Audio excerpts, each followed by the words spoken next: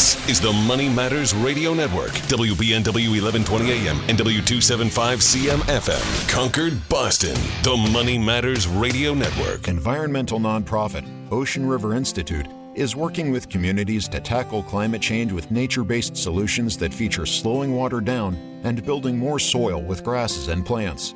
Research indicates that people acting in their own neighborhoods can build an inch of soil in a year and slow sea level rise down by as much as 25%. Please visit oceanriver.org for more information on opportunities to make a difference and go the distance for savvy stewardship of a greener and bluer planet Earth. Mark Vonner is the CEO of Veterans Development Corporation. Mark is a career military man, having served for nearly 20 years, and we are so thrilled to have him and his company as a key partner and the presenting sponsor of the DAV 5K Boston. Mark comes from a proud military family, including his father Victor and his brother Timmy. Mark talks often about how serving his country was one of the greatest achievements of his life, and that's one of the key reasons that he chooses to give back to this special community. Mark is honored to continue his legacy that his father started when he built Veterans Development Corporation. Working to help many disabled veterans and their families has become a lifelong goal for Mark, and it's why he's taken the time to fully support the DAV Department of Massachusetts. You can join Mark Vonner and Veterans Development Corporation and help our great American heroes today by making a donation or becoming a sponsor. Simply visit dav5k.boston. That's dav5k.boston. Hey, listen, are you a 50-year-old person looking for term life insurance? Then you need to talk to Bob. Bob specializes in helping people find $1 million or more of term life insurance for a couple of $100 a month. Look, you need to know there's a price war in the term life insurance business, and you may be paying too much. Call Bob, and he'll shop and see how much money he can save you. Look, this could be the last term life insurance policy you ever have. Your rates are guaranteed for the next 20 years. That's right, guaranteed level rates for the next 20 years. And if you're a smoker or your health is not perfect, Bob has great rates for you too. So for $1 million of term life insurance coverage for a couple of $100 a month, call Bob right now. 800-965-7987. 800-965-7987. 800-965-7987. That's 800-965-7987. Paid for by Term Direct. Hi, this is Chuck and Mike from the Armstrong Advisory Group, and we've got a guide available this month titled Understanding Required Minimum Distributions. Mike, a lot of changes in the RMD landscape. When do people have to take RMDs from either IRAs or Roths? How old are you? Me personally? So this does start changing now. It is currently 73 for a lot of folks. For some younger folks, it's actually now going to be 75 years old for your traditional IRAs and 401ks. And so that started at 70 and a half just a few years ago. And so this is a new set of rules for a lot of people. When you look at how the penalty situation has evolved, this is one area that's actually gotten a little bit more lenient in recent years. And so that's something where if you are new to RMDs, there are some incentives if you've missed one to get that squared away as soon as possible. There are, but, key takeaway. Understand these rules and don't miss your required minimum distribution, because there are still penalties for something that, again, is completely avoidable. Yes, the penalties used to be bigger. They are less stringent now and a bit smaller, but it is still unnecessary extra taxes and fees that you will end up paying if you do miss your required minimum distribution. So get our guide and learn a little bit more about how all of this works. Folks, the guide is titled Understanding Required Minimum Distributions, and there are two ways that you can request it. The first is by calling 800-393-4001. The second is by visiting armstrongadvisory.com. Again, that number is 800-393-4001, or you can request it online at armstrongadvisory.com. The proceeding was paid for by Armstrong Advisory Group, a registered investment advisor. Nothing in the ad or in any Armstrong guide is specific financial, legal, or tax advice. Consult your own financial, tax, and estate planning advisors before making any investment decisions. Armstrong may contact you to offer investment advisory services. This is Michael Valila, Adjutant of the Disabled American Veterans Department of Massachusetts. We pride ourselves on being able to support veterans in their time of greatest need, ensuring they receive the protections they deserve. For over 100 years, the DAV of Massachusetts has helped thousands of veterans with housing, transportation, and medical assistance, and you can help too. Please visit dav5k.boston and make a donation today. That's dav5k.boston.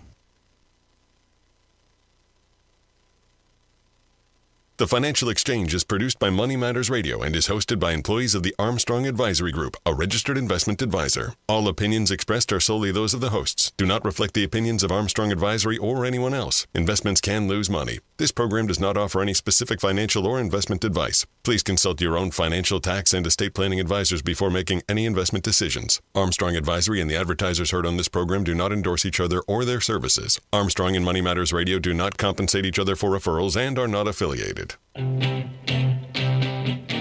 This is the Financial Exchange with Chuck Zodda and Mike Armstrong. Your exclusive look at business and financial news affecting your day, your city, your world. Stay informed and up to date about economic and market trends, plus breaking business news every day. The Financial Exchange is a proud partner of the Disabled American Veterans Department of Massachusetts. Help us support our great American heroes by visiting dav5k.boston and making a donation today. This is the Financial Exchange with Chuck Zodda and Mike Armstrong. Chuck, Mike, and Tucker with you, and as we continue through it's not the least important week in markets this year, but it's the... You hold your tongue. Pepsi reported. I changed my mind. It's the least important week in markets this year because literally, like, the most exciting thing that we had happen was Delta earnings yesterday. Yeah. Aside from that, any of the government data is not coming out. To a certain extent, I do have a little bit of an update on a couple items there. Sure. We have consumer sentiment data from the University of Michigan that came out today, which has been useless for 4 years. I'm not sure if there's any signal there at this point.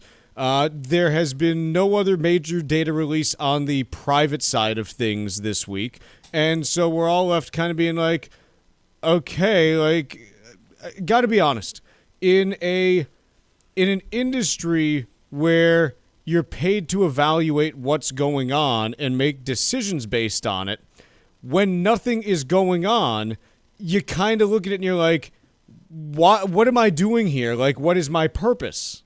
These are the deep questions that come to me when I look at a week like this.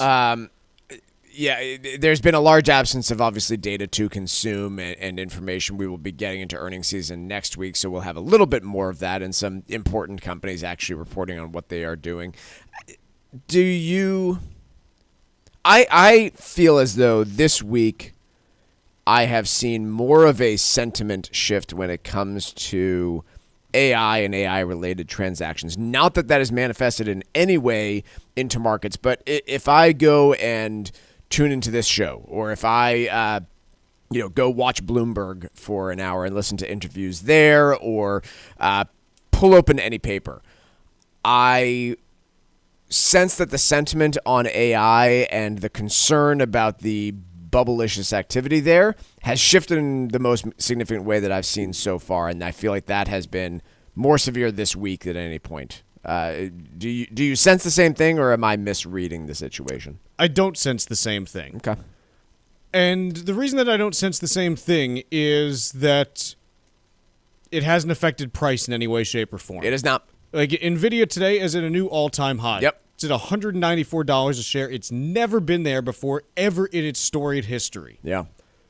All right, then I'm just getting more concerned about it this week. I think it's a Michael thing. There are a bunch of people out there that are talking about it, and the chorus is growing. It's not affecting the markets in any way, shape, or form. No.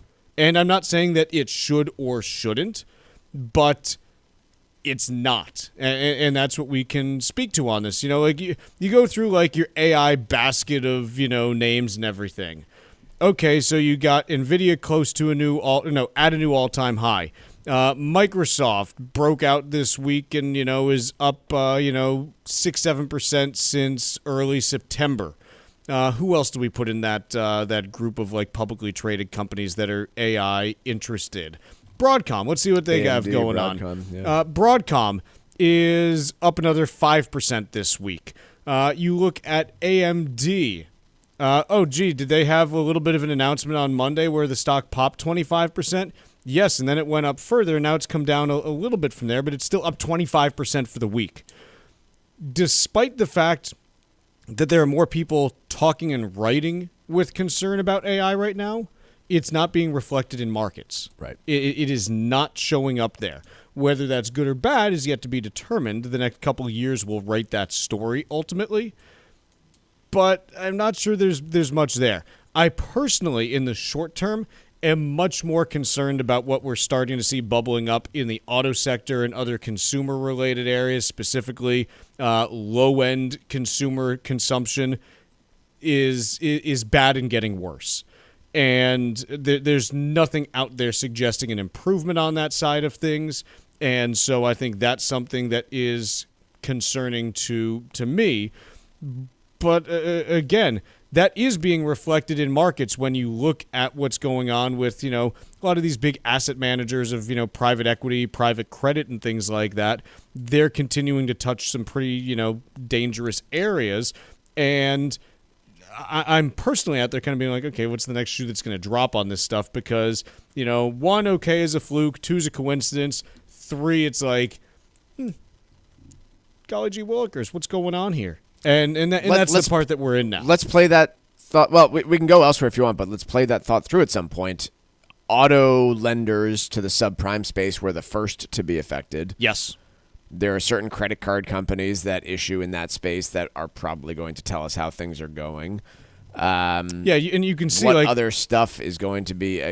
Dollar stores, I would think, would be anher area that we would see continued pressure. Weakness at McDonald's, Wendy's, those types of areas. Do you see it on that front? Mm-hmm. Those are the things that I'm kind of looking for. But the other piece that you come back to is, look, for better or for worse. And quite honestly, it's probably for worse. Like when half the U.S. population feels, and quite honestly, because of the data, is economically unimportant, that's bad, man. Yeah. That's not necessarily good. for the stock market in the short term, but just that's for the clarification. But for society, it's not great. And look, when it's bad for society, eventually it becomes bad for the stock market. It's not good to have half the population rightfully knowing, well, whether I spend this money or not, it's not going to matter. Like that's bad on a lot of levels here. Like we're kind of doing it wrong if we're in that's this the situation. psychology of half Americans. That's not good.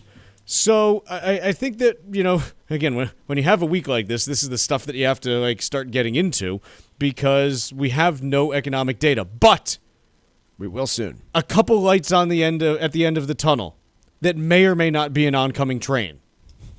The first one, I still honestly I need to listen to a podcast with this guy because I haven't. His name's either Guy Berger, Guy Berger, or some combination of the two. You've talked about Guy or Guy in the past. Yeah, so Guy Berger. Yep.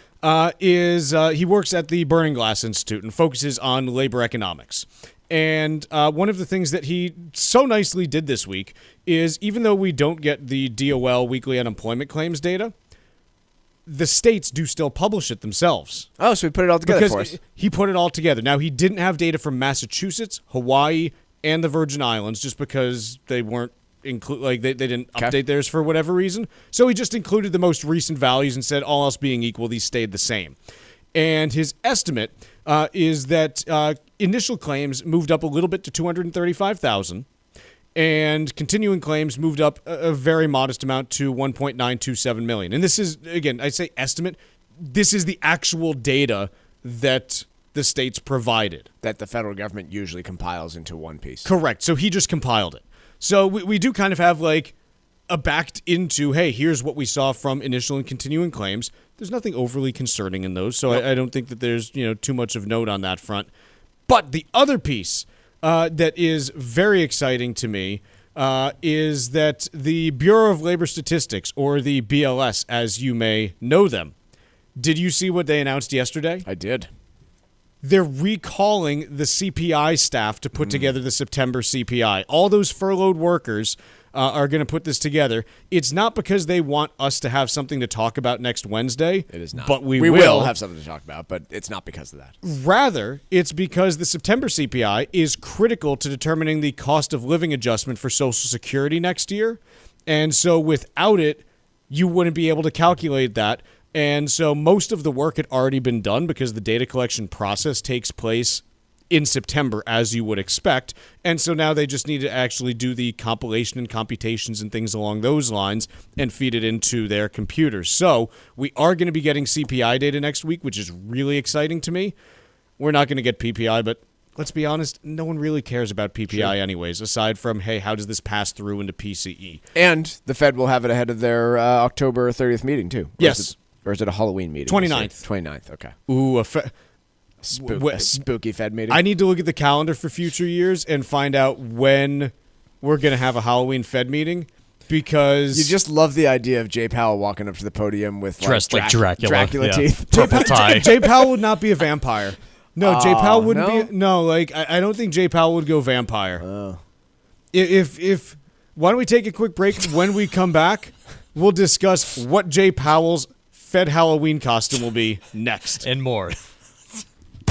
The Financial Exchange streams live on YouTube. Subscribe to our page and stay up to date on breaking business news all morning long. This is the Financial Exchange Radio Network.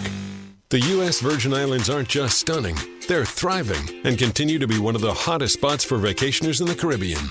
New cruise port upgrades, better air connections, and a sharper focus on cultural experiences are putting the islands back on the map for travelers seeking something special. St. Thomas is your cruise hub, known for duty-free shopping and the world-famous Megan's Bay. St. John is pure escape with national park hikes, secluded beaches, and tropical tranquility. St. Croix brings the history with colonial architecture, old sugar mills, and vibrant coral reefs. Visit one island or all three and get plenty of pampering, undisturbed nature, and a vibe like no other, all jammed into one vacation. With easy travel from New England, no passport required, and no money to exchange, paradise is closer than you think. This fall, plan your getaway and fall naturally in rhythm with the heartbeat of the islands in America's Caribbean. Visit usvi.com and book your trip today. That's visitusvi.com. Mark Vonner is the CEO of Veterans Development Corporation. Mark is a career military man, having served nearly 20 years, and we are so proud to have him and his business as a key partner and a presenting sponsor of the DAV 5K Boston. The DAV Department of Massachusetts does incredible work, and it's one of the first organizations that Mark became familiar with after his military service ended back in 1984. As Mark built his company, he knew he'd be giving back to fellow veterans who needed jobs, support services, medical supplies, and so much more. Mark works with disabled veterans every day, and it's one of the key reasons why he's such a big supporter of Dan Stack, the DAV Department of Massachusetts, and the DAV 5K Boston. You can join Mark Vonner and his team and make a donation to the DAV Department of Massachusetts or become a sponsor of the DAV 5K Boston. Simply visit dav5k.boston. That's dav5k.boston. Cushing & Dolan want to help you make the most of your estate plan, starting with how you gift your assets. Their brand new guide, Making the Most of Gifting Assets, breaks down the pros and cons so you can avoid costly mistakes. Gifting may sound simple, but it can create complications you may not see coming. For example, if you gift your primary home to your kids and they sell it, they could face huge capital gains taxes, and that surprise bill could derail your plan. It's the kind of insight that can help you protect what you've built and keep your family's future on track.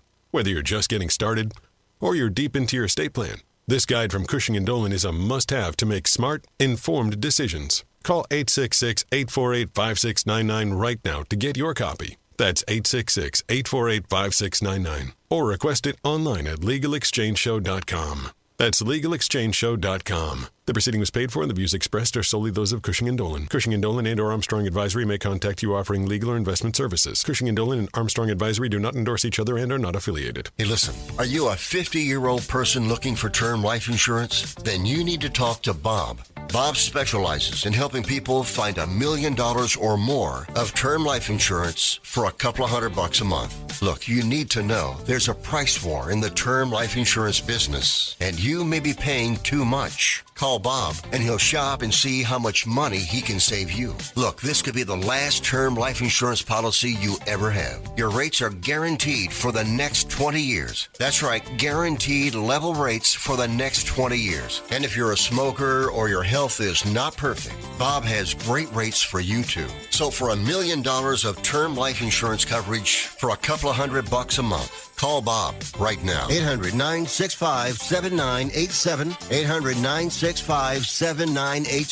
800-965-7987. That's 800-965-7987. Paid for by Term Direct.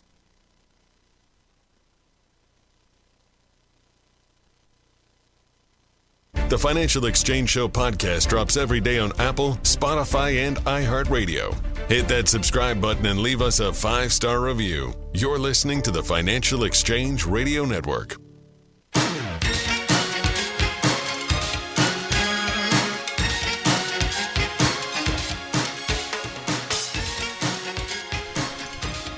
All right, Mike. So the Fed has a meeting coming up in 2.5 weeks.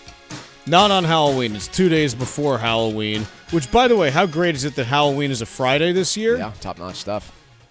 And you know what's messed up? Do you know there are some towns that still are not having Halloween on Halloween? Which I think it's dumb that, like, a town has to be like, hey, this is the night that you celebrate Halloween.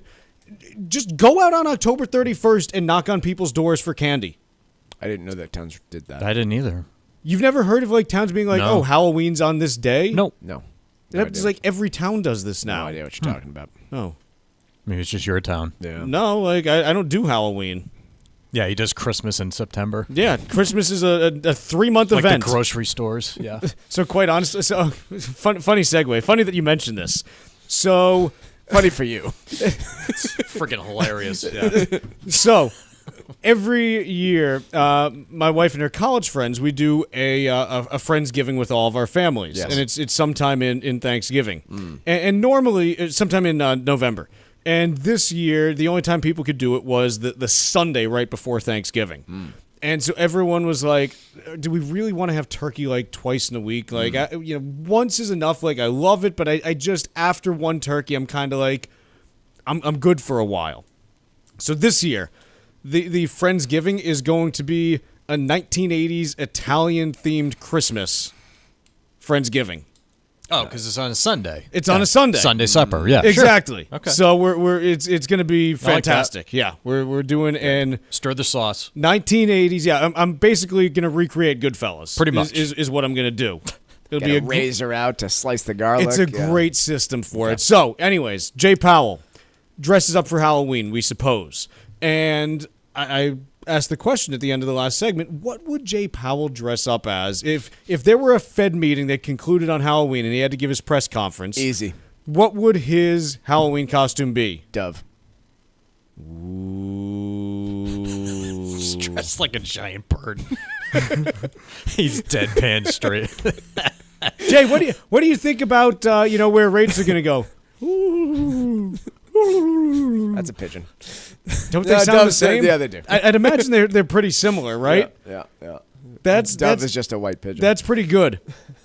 I would have the one I came up with. He could have gone as a hiker, kind of the opposite approach that he could have taken there.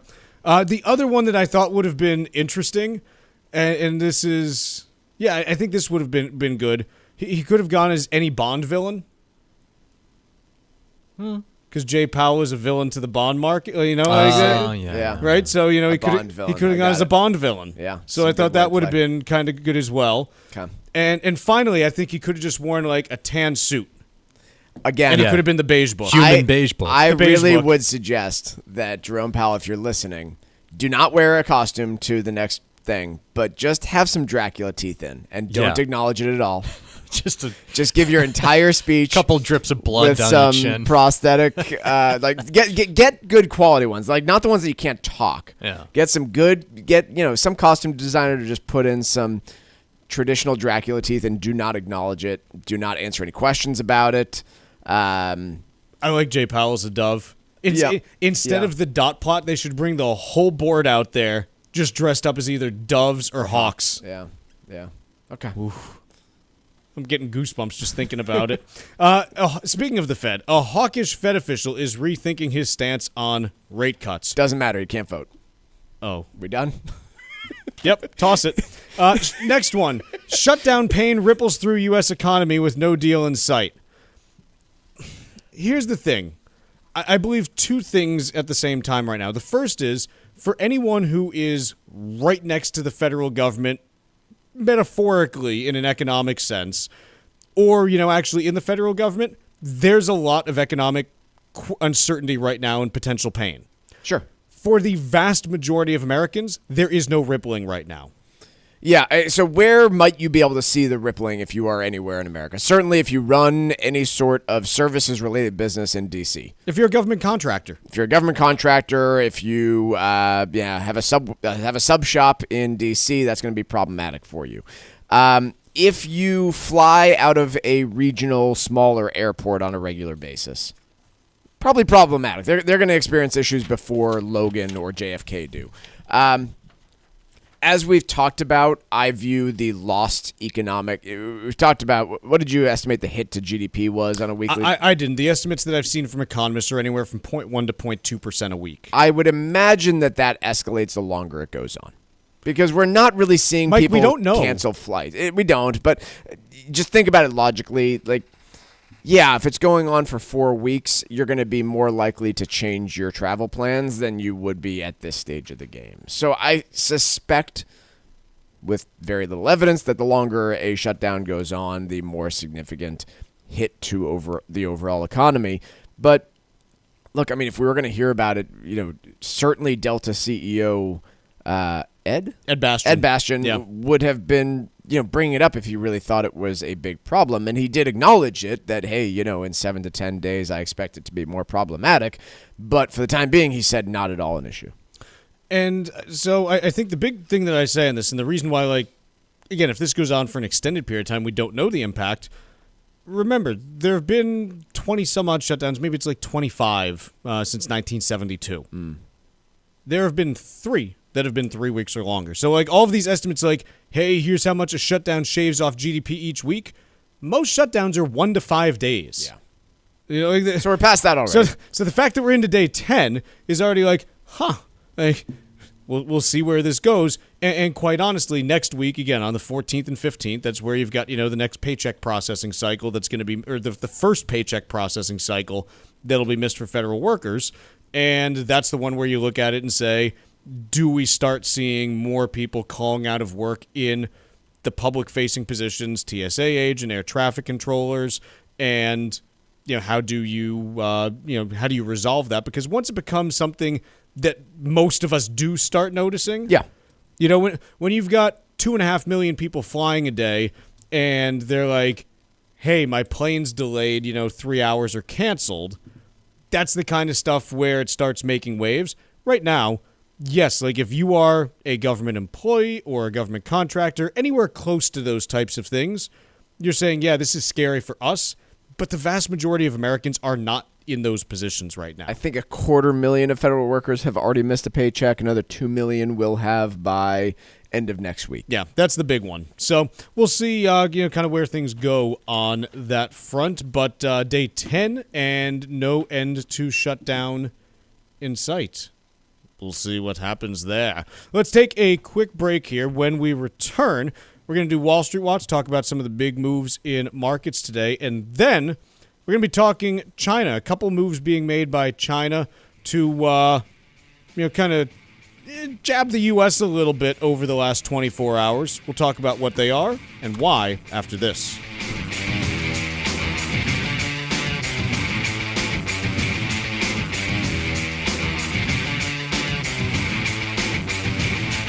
Like us on Facebook and follow us on Twitter @TFE Show. Breaking business news is always first, right here on the Financial Exchange Radio Network.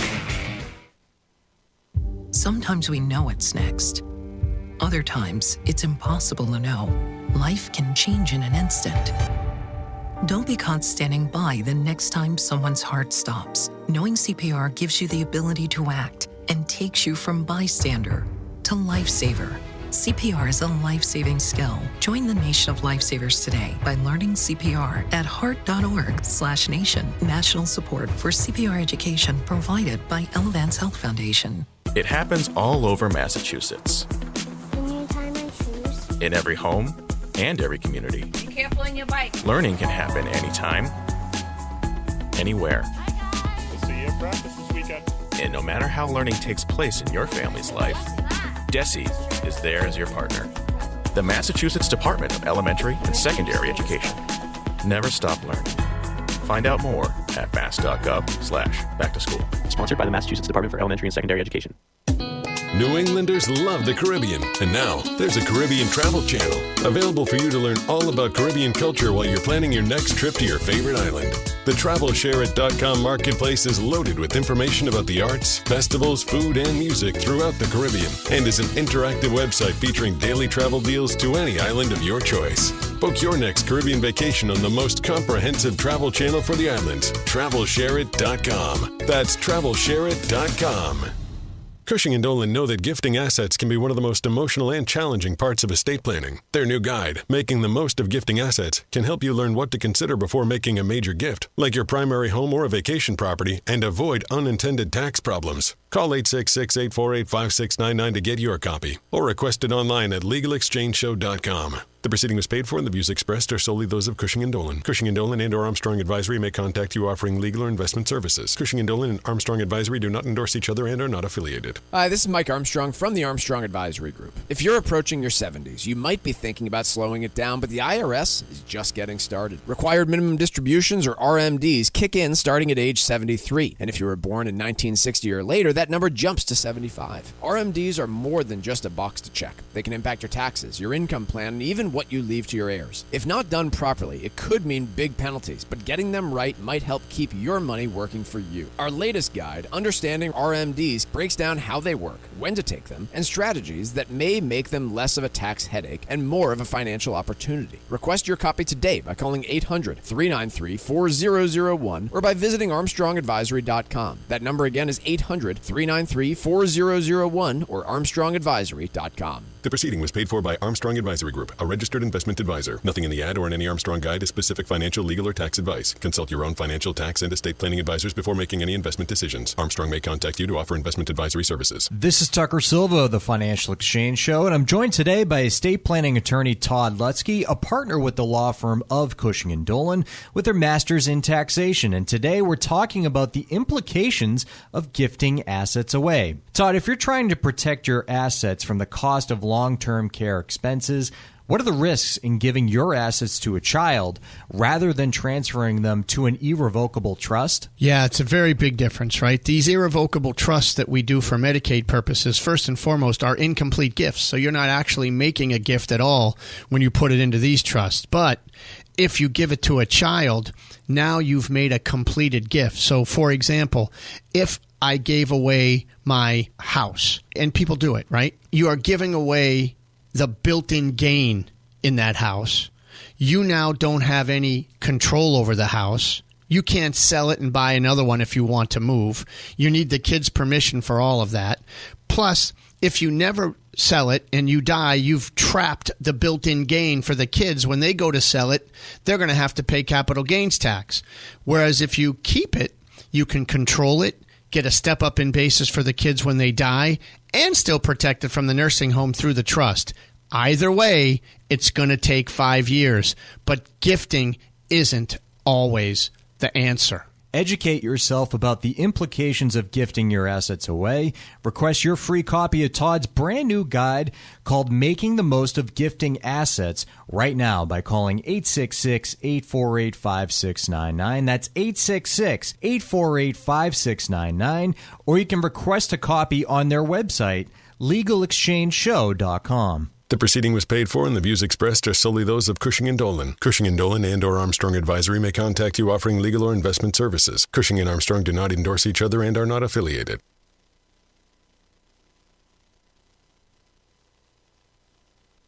Time now for Wall Street Watch, a complete look at what's moving markets so far today, right here on the Financial Exchange Radio Network. Well, after yesterday's pullback from record highs, markets today are modestly higher as traders sift through the latest consumer sentiment data. As the government shutdown continues, it's day 10. Right now, the Dow is up by 0.33% or 162 points. S&P 500 is up 0.2% or 13 points. NASDAQ up 0.2% as well. Russell 2000 is edging higher, mostly flat. 10-year Treasury yield down 4 basis points at 4.101%. And crude oil down nearly 2.5% today, trading right at $60 a barrel. Shares in Qualcomm pulling back about 1% after China said it is conducting an anti-monopoly probe into the chip maker over the purchase of Israeli startup Autotalk. Sticking with the chip sector, where Nvidia shares are up nearly 2% after the Senate passed legislation yesterday aimed at ensuring U.S. companies get priority access to AI chips ahead of China. Meanwhile, Applied Digital stocks soaring 26% after the data center builder reported revenue in its fiscal first quarter was up 84% from the same period a year ago. The company also said it had finalized a new lease agreement with AI cloud computing company CoreWeave. Elsewhere, denim apparel maker Levi Strauss sinking 10% after it posted weaker than expected earnings guidance for the current quarter. And Jeep maker Stellantis saw its shipments climb about 13% in the third quarter, driven by a strong rebound in North America. However, that stock is down over 1% at the moment. I'm Tucker Silva, and that is Wall Street Watch. Couple pieces discussing recent actions from China in the last day or two. Number one, China put new restrictions on rare earth materials. This was on, I think, early Thursday is when we saw this. And the big thing is that effectively further export controls on products made with rare earth materials sourced from China, and also restrictions on export of intellectual property and even workers who know about processes for refining, extracting, or anything related to rare earth will not be allowed to do work overseas except in certain circumstances. Yeah, so basically, if China determines that your company, wherever you are in the world, imports their rare earths in order to manufacture something where that rare earth accounts for 0.1% or more of the product's value, then you need permission from the Chinese government. Which would seem to be problematic for lots of companies.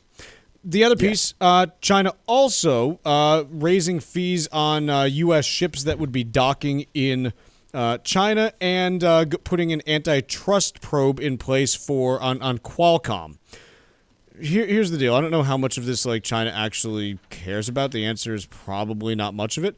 But expectations are that President Trump and President Xi are going to be meeting at a, the Asia Pacific Economic Cooperation Conference at the end of October. I think it's the 26th through 28th in Korea that it's taking place. And the two leaders are expected to chat on the sidelines there. And so you better believe that China is saying, all right, we want to have a little bit of leverage, and even though we might not really care about this, we're going to load these things on so that we can trade them away for something that we do want at that meeting, ideally. Which I think is telling, right? If they're putting in these rare earth restrictions, which of everything here is the most important, in my opinion at least, investigation to Qualcomm or anything else is a lot less important than them completely shutting down rare earths from leaving the country. I mean, Qualcomm's probably the one U.S. semiconductor company that I don't think has had a whole lot of interaction with the Trump administration at this point. So if they are targeting the rare earths, to me, it means they're willing to negotiate it. If you're announcing it 15 days ahead of the meeting, it means that you are not serious about fully shutting down the access to it.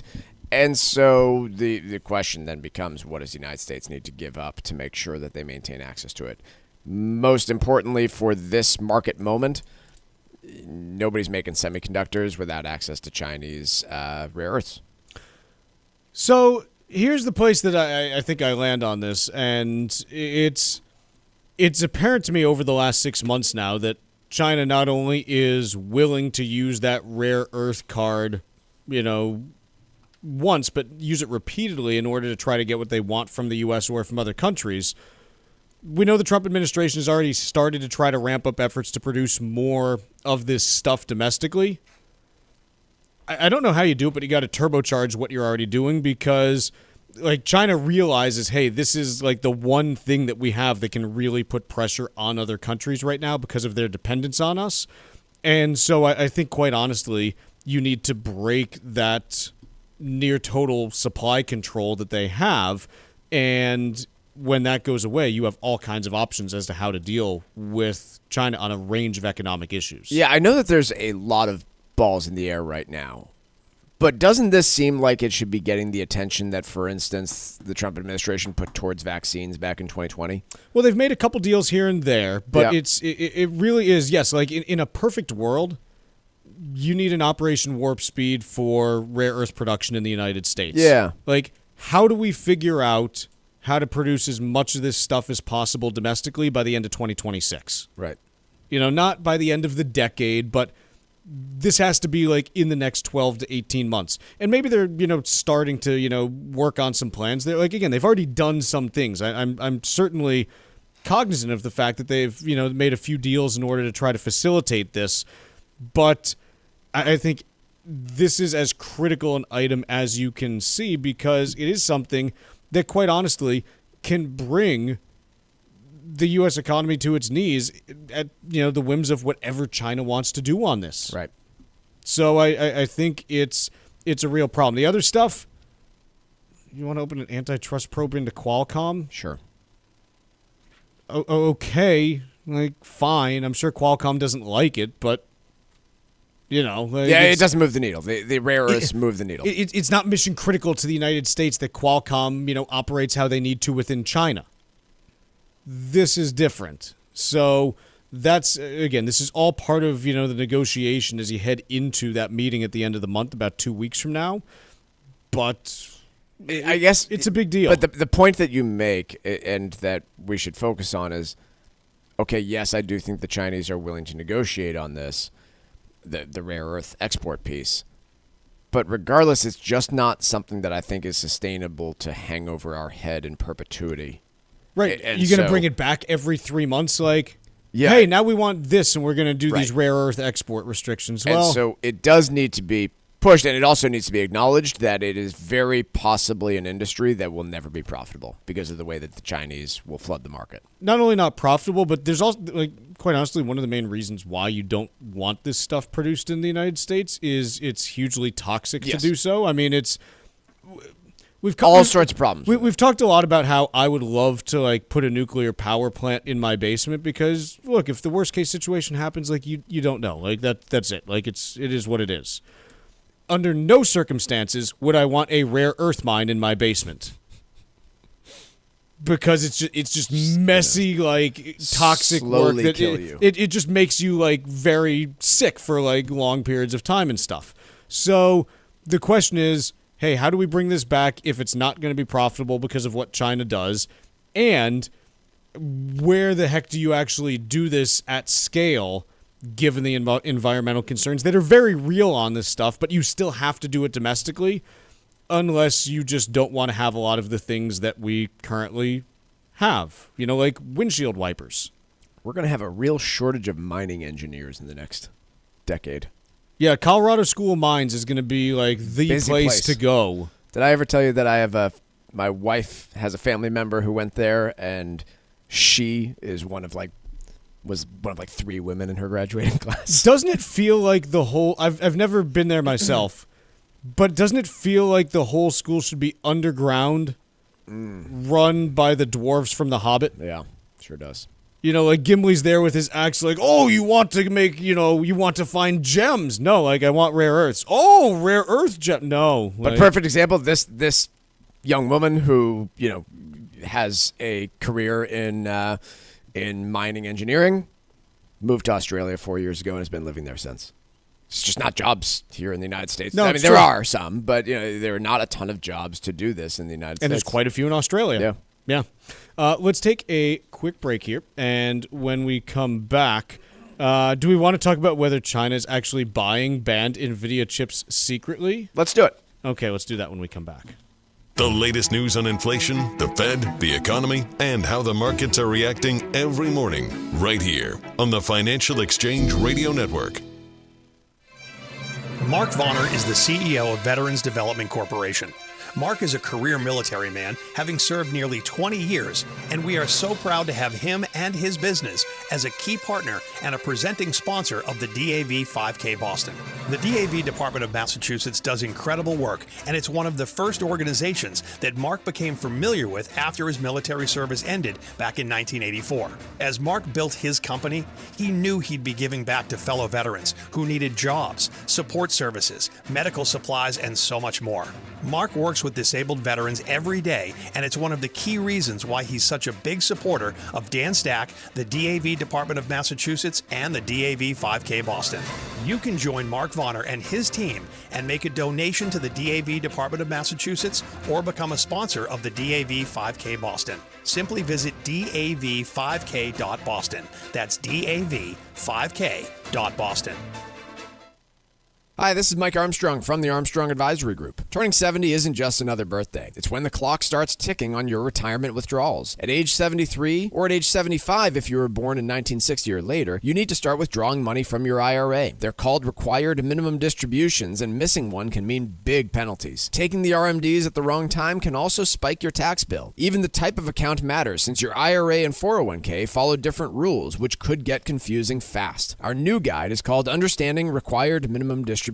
It breaks the process down in simple terms so you know when to start, how much to take, and ways to manage the tax impact. Request your copy today by calling 800-393-4001. That's 800-393-4001 or ArmstrongAdvisory.com. The proceeding was paid for by Armstrong Advisory Group, a registered investment advisor. Nothing in the ad or in any Armstrong guide is specific financial, legal, or tax advice. Consult your own financial, tax, and estate planning advisors before making any investment decisions. Armstrong may contact you to offer investment advisory services. The U.S. Virgin Islands aren't just stunning, they're thriving and continue to be one of the hottest spots for vacationers in the Caribbean. New cruise port upgrades, better air connections, and a sharper focus on cultural experiences are putting the islands back on the map for travelers seeking something special. St. Thomas is your cruise hub, known for duty-free shopping and the world-famous Megan's Bay. St. John is pure escape with national park hikes, secluded beaches, and tropical tranquility. St. Croix brings the history with colonial architecture, old sugar mills, and vibrant coral reefs. Visit one island or all three and get plenty of pampering, undisturbed nature, and a vibe like no other, all jammed into one vacation. With easy travel from New England, no passport required, and no money to exchange, paradise is closer than you think. This fall, plan your getaway and fall naturally in rhythm with the heartbeat of the islands in America's Caribbean. Visit usvi.com and book your trip today. That's visitusvi.com. Here at the Massachusetts Department of Elementary and Secondary Education, we are committed to all students not only attending, but succeeding at school. Your presence is powerful. Share why you attend at doe.mass.edu. Sponsored by the Massachusetts Department of Elementary and Secondary Education. Let's talk LDL. AKA bad cholesterol. The higher your LDL cholesterol, the higher your risk of a heart attack or stroke. Your health matters. Know your number. Talk to your doctor and get your cholesterol checked. And learn how to help lower your LDL bad cholesterol. Because your health is in your hands. Find out more at heart.org/LDL.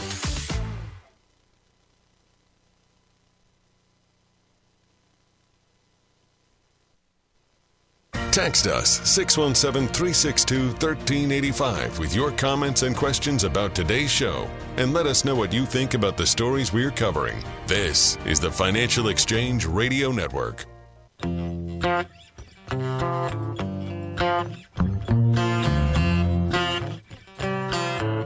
This year's DAV 5K is sold out, but you can still help our great American heroes. The race is Saturday, November 8th at Castle Island, and you can visit dav5k.boston to make a donation of any amount to support our troops. Your gifts help fund free rides to medical appointments for veterans and the nation's first DAV-led housing initiative, providing homes for single veterans and veteran families. Go to dav5k.boston and make your donation today.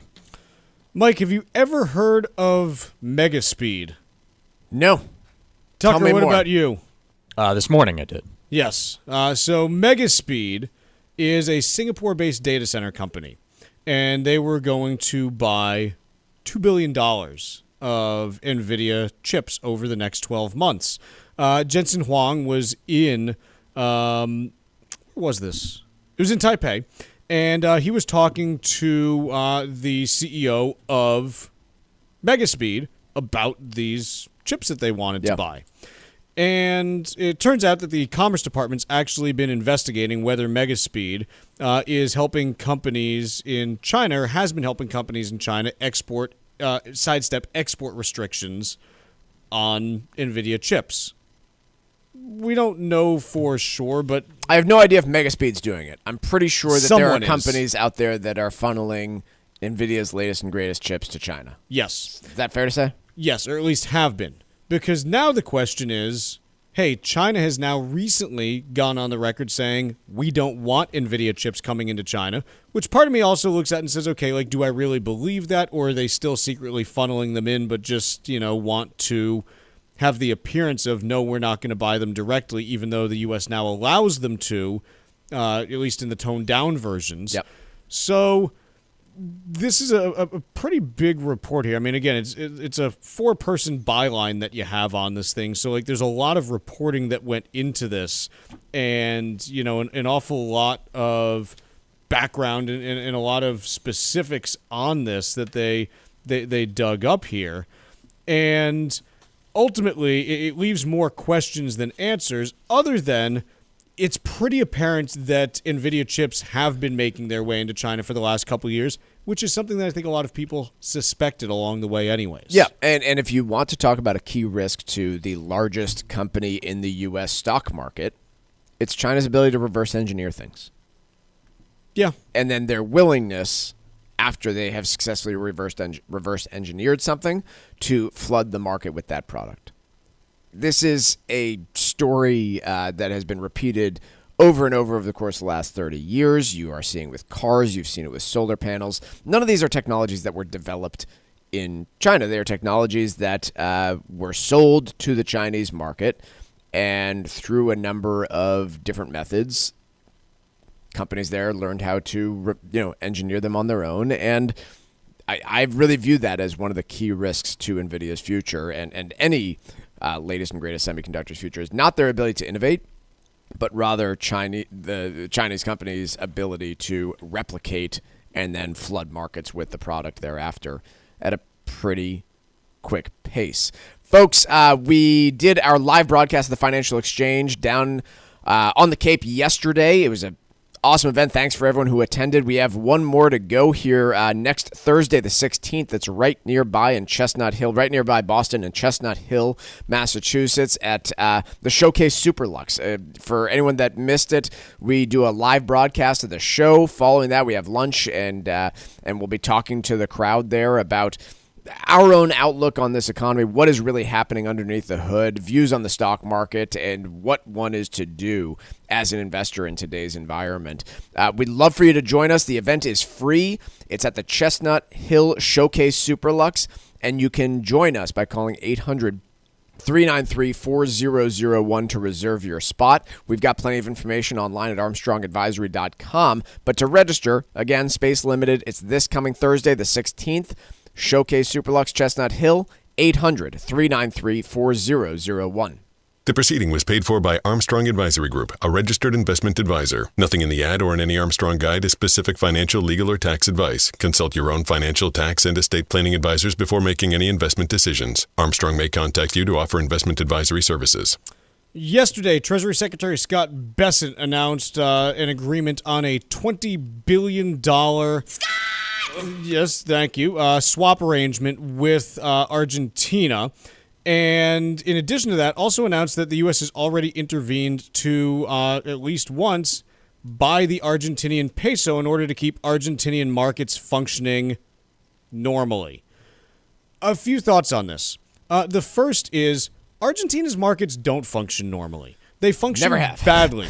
And quite honestly, it's not to say that there's no chance this works out well, but it's a really slim chance this does, just because the Argentinian economy is a mess, has been a mess, and is not guaranteed to stay a mess, but has, a real uphill climb in order to get to something approaching respectability and stability. So what's on the line here? $20 billion. Yeah. Yeah, I mean... But it's $20 billion to support an economy that doesn't matter to the United States. Right. It's quite honestly, Argentina is not in the top 30 most important trading partners of the U.S. It's probably somewhere in that 30 to 50 range. And that's, significantly less important than the ones above it. I'm just trying to think of what happens if this does... what is the big success if this does work out? What do you get if this works out? Beef? Love it. But not $20 billion of it. The Trump administration... And if it does work out, you lose $20 billion that the U.S. government will not, in any meaningful way, recapture. No. I mean, look, in the past week and a half, Argentina's treasury burned through $1.8 billion just to keep their currency afloat. That's in a week and a half. Mm-hmm. I mean, quite honestly, at that pace, you're talking about 2 months of liquidity that you're providing Argentina. The best argument that I can make for doing this, which hasn't really been made by the current administration, I don't know why, is you have some ability to counter Chinese influence in the region. Because I do think that the Chinese would step in and do this instead. And so I think there's some legitimacy to that argument, but nobody's really talking about it in that context. But why Argentina? Yeah. If you want to counter Chinese influence in South America, Brazil. There are other places that you can look and probably get more bang for your buck Brazil and Mexico than Argentina. Yeah. That's the case there. So I hope this works out. It's a gamble, you're going to have to see what happens here, but it's dodgy. It's not without risk, and we'll see what ends up happening. Quick break, hour 2, coming up in a bit.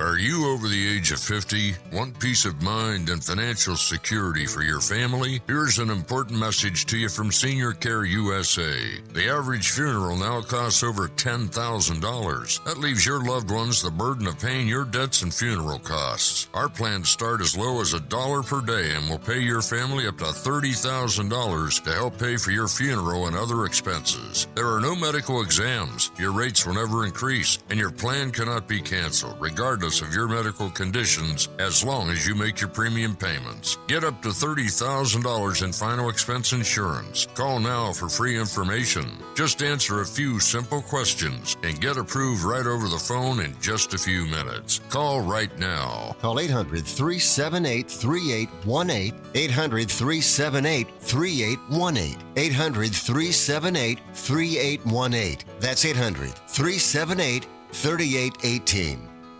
Did you outgrow your timeshare and now you want out? But you can't. You can't sell it, and you can't get out of the contract. Imagine trying to get out of your mortgage. That's what a timeshare is. You can't just call up the bank and say, I don't want to pay it anymore. But we may be able to help you do just that. Listen, a timeshare maybe for you once was a great thing, but now you don't use it much. And they are not easy to get rid of. Plus, you do have to pay for it every month. Qualified timeshare owners can get out of their contract legally and permanently without ruining your credit or even filing bankruptcy. And imagine no more mortgage payment or fees. Call the Timeshare Exit Hotline qualification line now. It's free to learn more. 800-455-7967. 800-455-7967. 800-455-7967. That's 800-455-7967. Paid for by Timeshare Defense. Hey, listen, are you a 50-year-old person looking for term life insurance? Then you need to talk to Bob. Bob specializes in helping people find $1 million or more of term life insurance for a couple of $100 a month. Look, you need to know there's a price war in the term life insurance business, and you may be paying too much. Call Bob, and he'll shop and see how much money he can save you. Look, this could be the last term life insurance policy you ever have. Your rates are guaranteed for the next 20 years. That's right, guaranteed level rates for the next 20 years. And if you're a smoker or your health is not perfect, Bob has great rates for you too. So for $1 million of term life insurance coverage for a couple of $100 a month, call Bob right now. 800-965-7987. 800-965-7987. 800-965-7987. That's 800-965-7987. Paid for by Term Direct. This is the Money Matters Radio Network, WBNW 1120 AM and W275 CM FM. Concord, Boston, the Money Matters Radio Network. As a busy mom to 4 kids, my to-do list is full. Trying to fit in exercise, eating right, and prioritizing self-care can feel next to impossible. While we can't add more hours to the day, we do have a great resource to help. Go Red for Women has easy tips, tools, and information to help you and your family live a healthier life. So to all the moms, the aunts, grandmothers, and amazing women out there doing it all, visit goredforwomen.org/momlife today. You take care of them, Go Red for Women will take care of you. The U.S. Virgin Islands aren't just stunning, they're thriving and continue to be one of the hottest spots for vacationers in the Caribbean. New cruise port upgrades, better air connections, and a sharper focus on cultural experiences are putting the islands back on the map for travelers seeking something special. St. Thomas is your cruise hub, known for duty-free shopping in the world-famous Megan's Bay. St. John is pure escape with national park hikes, secluded beaches, and tropical tranquility. St. Croix brings the history with colonial architecture, old sugar mills, and vibrant coral reefs. Visit one island or all 3 and get plenty of pampering, undisturbed nature, and a vibe like no other, all jammed into one vacation. With easy travel from New England, no passport required, and no money to exchange, paradise is closer than you think. This fall, plan your getaway and fall naturally in rhythm with the heartbeat of the islands in America's Caribbean. Visit usvi.com and book your trip today. That's visitusvi.com. Mark Vonner is the CEO of Veterans Development Corporation. Mark is a career military man, having served for nearly 20 years, and we are so thrilled to have him and his company as a key partner and the presenting sponsor of the DAV 5K Boston. Mark comes from a proud military family, including his father Victor and his brother Timmy. Mark talks often about how serving his country was one of the greatest achievements of his life, and that's one of the key reasons that he chooses to give back to this special community. Mark is honored to continue his legacy that his father started when he built Veterans Development Corporation. Working to help many disabled veterans and their families has become a lifelong goal for Mark, and it's why he's taken the time to fully support the DAV Department of Massachusetts. You can join Mark Vonner and Veterans Development Corporation and help our great American heroes today by making a donation or becoming a sponsor. Simply visit dav5k.boston. That's dav5k.boston. This is Michael Valila, Adjutant of the Disabled American Veterans Department of Massachusetts. The DAV of Massachusetts has helped me and countless others adjust to civilian life through a variety of incredible programs. Through our local Veterans Assistance Program, we provide necessary services to veterans and their communities, such as food shopping, landscaping, and companionship, but we need your support. You can help by making a donation today. Please visit dav5k.boston. That's dav5k.boston. Hi, this is Chuck and Mike from the Armstrong Advisory Group, and our guide this month is titled Understanding Required Minimum Distributions. Mike, one area with some big changes the last couple of years has been RMDs as it relates to inherited IRAs. What is the lay of the land today? Yeah, so critical things that you need to know is that for most inheritors that are not spouses, so that's your starting point. If you are not married to the person who passed away, you are most likely subject to a out in 10 rule.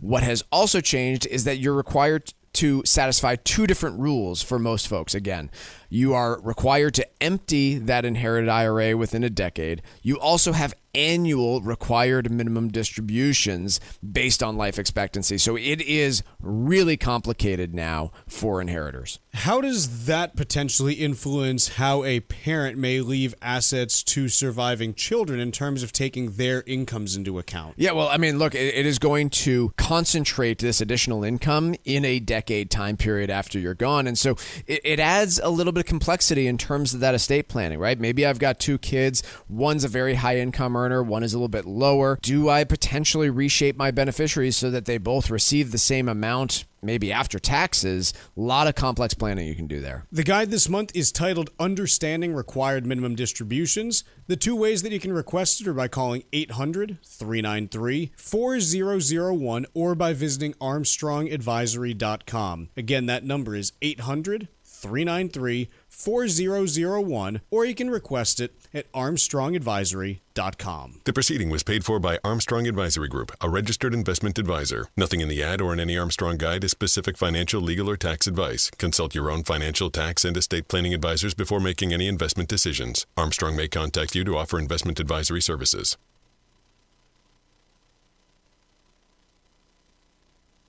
The Financial Exchange is produced by Money Matters Radio and is hosted by employees of the Armstrong Advisory Group, a registered investment advisor. All opinions expressed are solely those of the hosts, do not reflect the opinions of Armstrong Advisory or anyone else. Investments can lose money. This program does not offer any specific financial or investment advice. Please consult your own financial, tax, and estate planning advisors before making any investment decisions. Armstrong Advisory and the advertisers heard on this program do not endorse each other or their services. Armstrong and Money Matters Radio do not compensate each other for referrals and are not affiliated. This is the Financial Exchange with Chuck Zodda and Mike Armstrong. Your exclusive look at business and financial news affecting your day, your city, your world. Stay informed and up to date about economic and market trends, plus breaking business news every day. The Financial Exchange is a proud partner of the Disabled American Veterans Department of Massachusetts. Help us support our great American heroes by visiting dav5k.boston and making a donation today. This is the Financial Exchange with Chuck Zodda and Mike Armstrong. Chuck, Mike, and Tucker with you on about 8 a.m. this morning. I did an interview on WGIR in New Hampshire, and I was in a cranky mood. And I was in a cranky mood because I was talking to Chris Ryan. That's not why I was in a cranky mood, but I was talking to Chris. What? And basically, I was like, Chris, I don't know why we got up this week. There's no data, there's no exciting earnings, nothing's really happening. I wasted 5 clean shirts. What is my life? It was kind of the place I was in. Now I'm just wondering if you don't wear shirts when you don't come to work, but let's go on. There's no need to wonder about that, Michael. And, I was just futures are set to open flat. There's nothing exciting going on, blah, blah, blah, blah, blah. And about 10 minutes ago, President Trump decided to fire up the old social media machine, and this is what came out. Some very strange things are happening in China.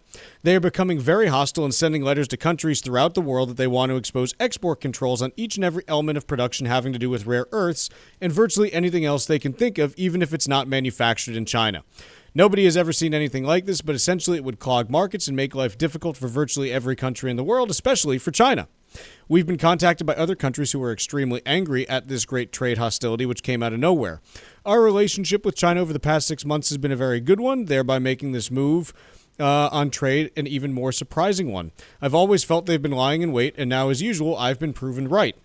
There's no way that China should be allowed to hold the world captive, but it seems that this has been their plan for quite some time, starting with magnets and other elements they've quietly amassed into somewhat of a monopoly position, a rather sinister and hostile move to say the least.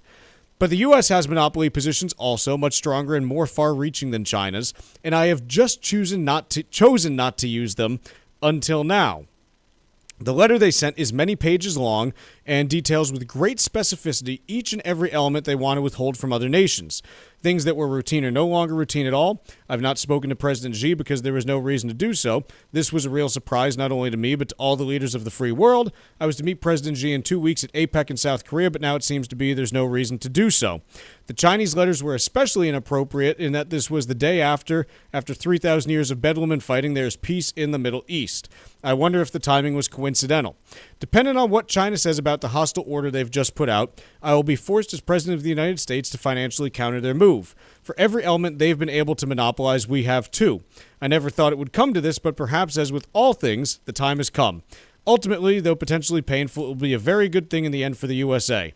One of the policies that we are calculating at this time is a massive increase of tariffs on Chinese products coming into the United States of America. There are many other countermeasures that are likewise under serious consideration.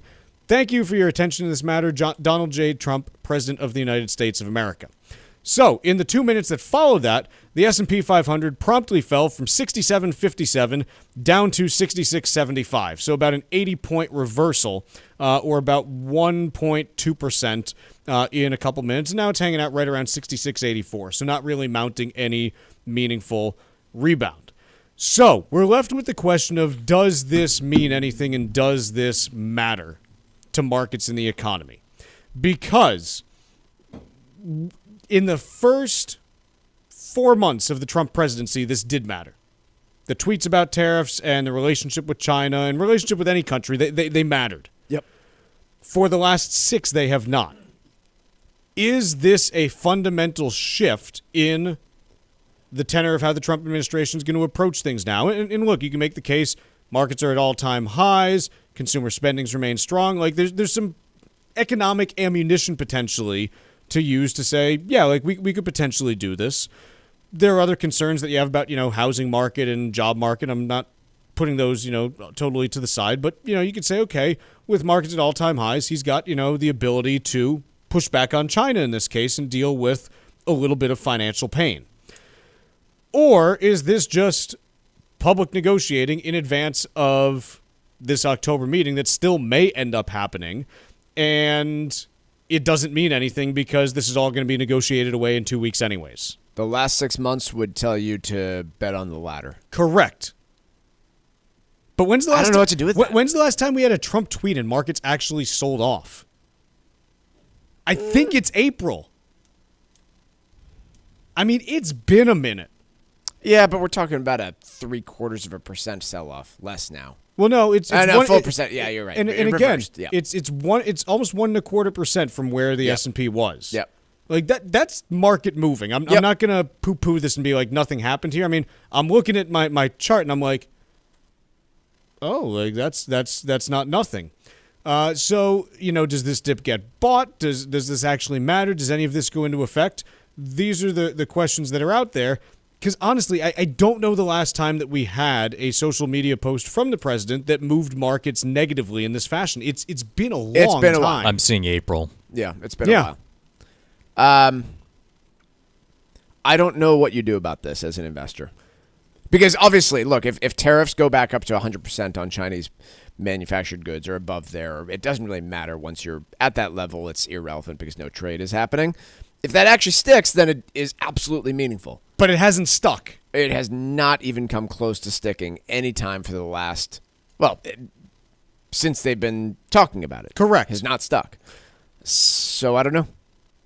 Yeah, I don't know how you trade this. I don't know how you approach it. You don't. I think you don't, do Michael. wait and see. It's a game of chicken, and there is no stable equilibrium in a game of chicken. It is the question of who blinks first, and you don't know who is going to blink first. Mm-hmm. So game of chicken. I've been saying, like, you can go back to the first Trump administration, and I've said the same things on multiple occasions. In a game of chicken, you can't predict what's going to happen. It's not something like, well, or are 300 million people going to make the decision to buy more or less beef? You can figure that out. You can't figure out who blinks first because it's two individuals. Like, you don't know if someone wakes up on the wrong side of the bed one day and says, "Well, I guess I'll blink or I won't." Like, it's just too narrow for anyone to predict. So this stuff hasn't mattered to markets for the last 6 months. I'm not sure that it does still. Look, but I don't know what you do with this. The Chinese announcement yesterday was, as the president pointed out, surprising and big. But we took it in the context of this is posturing ahead of a negotiation. And I don't know that the reply from President Trump should be thought of in any different way. Correct. And so if you do think it's just posturing in front of a negotiation, then you do nothing. And it's perfectly logical for the Trump administration to come in with their own ammunition, which is massive increase in tariffs and sink your industrial economy. Correct. The question that I find interesting, or the piece of his tweet that I find most interesting, is what sort of conversations did you actually have with other world leaders, and how frustrated are they by this? Because I've been hoping since the beginning of this year that what you end up getting here out of all of these negotiations is some sort of coherent message between the United States, European allies, and North American allies to say, we're not putting up with this stuff anymore, and we're going to have a coherent message against China. I doubt this is the moment that we're going to get it, but that's what the president alluded to, and that's what would make me most excited out of all this. The most likely outcome is that this is posturing from both sides. Probably. And if that's the case, then this is going to be a very brief thing in markets. But, like, look, the only reason that I even note it is because it actually moved markets. Yeah, you have to. And nothing like this has moved markets in 6 months. So it's different, if nothing else. Let's take a quick break. When we come back, we're joined by Trip Mickle from the New York Times talking about Intel right after this. Find daily interviews and full shows of the Financial Exchange on our YouTube page. Subscribe to our page and get caught up on anything and everything you might have missed. This is the Financial Exchange Radio Network. Hi, this is Mike Armstrong from the Armstrong Advisory Group. Turning 70 isn't just another birthday. It's when the clock starts ticking on your retirement withdrawals. At age 73 or at age 75 if you were born in 1960 or later, you need to start withdrawing money from your IRA. They're called required minimum distributions, and missing one can mean big penalties. Taking the RMDs at the wrong time can also spike your tax bill. Even the type of account matters, since your IRA and 401k follow different rules, which could get confusing fast. Our new guide is called Understanding Required Minimum Distributions. It breaks the process down in simple terms so you know when to start, how much to take, and ways to manage the tax impact. Request your copy today by calling 800-393-4001. That's 800-393-4001 or ArmstrongAdvisory.com. The proceeding was paid for by Armstrong Advisory Group, a registered investment advisor. Nothing in the ad or in any Armstrong guide is specific financial, legal, or tax advice. Consult your own financial, tax, and estate planning advisors before making any investment decisions. Armstrong may contact you to offer investment advisory services. Cushing & Dolan want to help you make the most of your estate plan, starting with how you gift your assets. Their brand new guide, Making the Most of Gifting Assets, breaks down the pros and cons so you can avoid costly mistakes. Gifting may sound simple, but it can create complications you may not see coming. For example, if you gift your primary home to your kids and they sell it, they could face huge capital gains taxes, and that surprise bill could derail your plan. It's the kind of insight that can help you protect what you've built and keep your family's future on track. Whether you're just getting started or you're deep into your estate plan, this guide from Cushing & Dolan is a must-have to make smart, informed decisions. Call 866-848-5699 right now to get your copy. That's 866-848-5699. Or request it online at LegalExchangeShow.com. That's LegalExchangeShow.com. The proceeding was paid for, and the views expressed are solely those of Cushing & Dolan. Cushing & Dolan and or Armstrong Advisory may contact you offering legal or investment services. Cushing & Dolan and Armstrong Advisory do not endorse each other and are not affiliated. The U.S. Virgin Islands aren't just stunning, they're thriving and continue to be one of the hottest spots for vacationers in the Caribbean. New cruise port upgrades, better air connections, and a sharper focus on cultural experiences are putting the islands back on the map for travelers seeking something special. St. Thomas is your cruise hub, known for duty-free shopping and the world-famous Megan's Bay. St. John is pure escape with national park hikes, secluded beaches, and tropical tranquility. St. Croix brings the history with colonial architecture, old sugar mills, and vibrant coral reefs. Visit one island or all three and get plenty of pampering, undisturbed nature, and a vibe like no other, all jammed into one vacation. With easy travel from New England, no passport required, and no money to exchange, paradise is closer than you think. This fall, plan your getaway and fall naturally in rhythm with the heartbeat of the islands in America's Caribbean. Visit usvi.com and book your trip today. That's visitusvi.com. Environmental nonprofit Ocean River Institute is working with communities to tackle climate change with nature-based solutions that feature slowing water down and building more soil with grasses and plants. Research indicates that people acting in their own neighborhoods can build an inch of soil in a year and slow sea level rise down by as much as 25%. Please visit oceanriver.org for more information on opportunities to make a difference and go the distance for savvy stewardship of a greener and bluer planet Earth. As a busy mom to 4 kids, my to-do list is full. Trying to fit in exercise, eating right, and prioritizing self-care can feel next to impossible. While we can't add more hours to the day, we do have a great resource to help. Go Red for Women has easy tips, tools, and information to help you and your family live a healthier life. So to all the moms, the aunts, grandmothers, and amazing women out there doing it all, visit goredforwomen.org/momlife today. You take care of them, Go Red for Women will take care of you.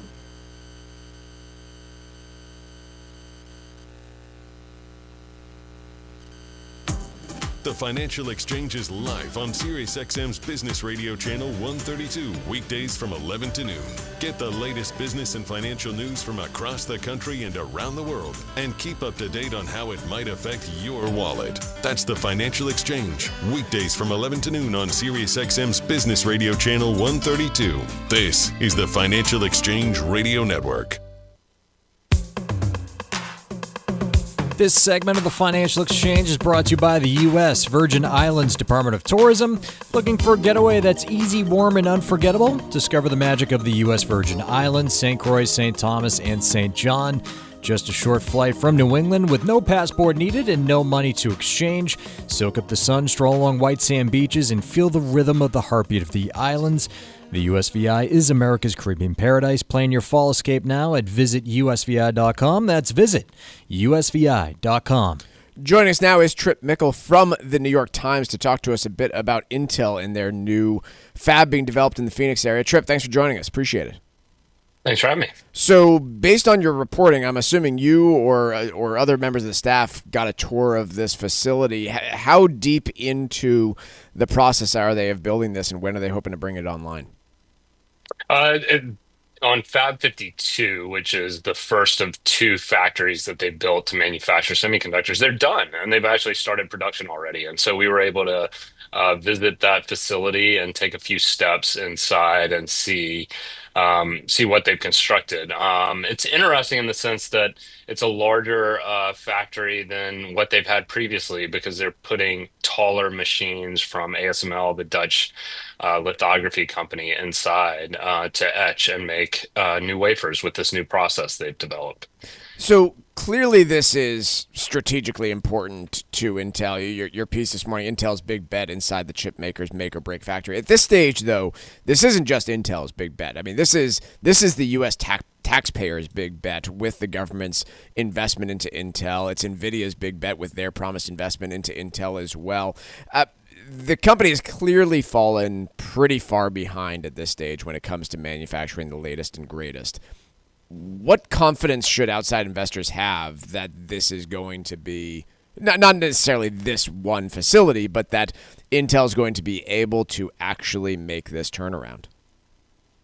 What confidence should investors have? You mean U.S. taxpayers have? It's a wait and see, honestly. Journalists, we're all skeptical until we see something come out the other side, and we know confidently that there's been change. And right now, given Intel's track record and the choices it's made over the past decade that caused it to fall behind in manufacturing, and the struggles it's had with developing this new manufacturing process, I think there's just a collective, step back moment here where the industry is saying, okay, prove to us that you can do this. And Intel's trying to do that by making its own chips first. If it can do so, then others may come on board. You mentioned Apple, you mentioned Nvidia. They may decide, all right, you've shown us that you can actually manufacture these chips. We're willing to run the risk of having you manufacture our chips in the future. Trip, I remember reading a few months ago about the challenges TSMC has been finding when it comes to semiconductor manufacturing in the U.S. and really just the cultural and skill gap that they found with U.S. workers compared to manufacturing back in Taiwan. How Did you uncover any of that in your reporting, just in terms of where they're able to find labor for this, and do those people have the skills required to do this job? That really wasn't a focus here. It wasn't on the labor or the workforce. I mean, you're right that TSMC has, I guess, made some complaints about that. They've brought a lot of engineering talent into the country to help with the factory that they're building, or they built in Arizona. But by the same token, Intel's been set up in Arizona in this facility since 1980. It takes very few people to run and manage these factories. So they have the talent for it, and the process that they've developed was actually developed in Oregon, where Intel has its research and development facility, and so it really developed the process there, and now it's taking that process, which it developed in miniature, and it's enlarging it and beginning to produce semiconductors at scale in Arizona. I think, obviously, as you mentioned, if they are able to attract customers like Apple, like Nvidia, those are some crucial benchmarks. Are there other benchmarks Intel set for themselves in terms of, hey, this is how we define success with these new plants? I think that's the most important thing here.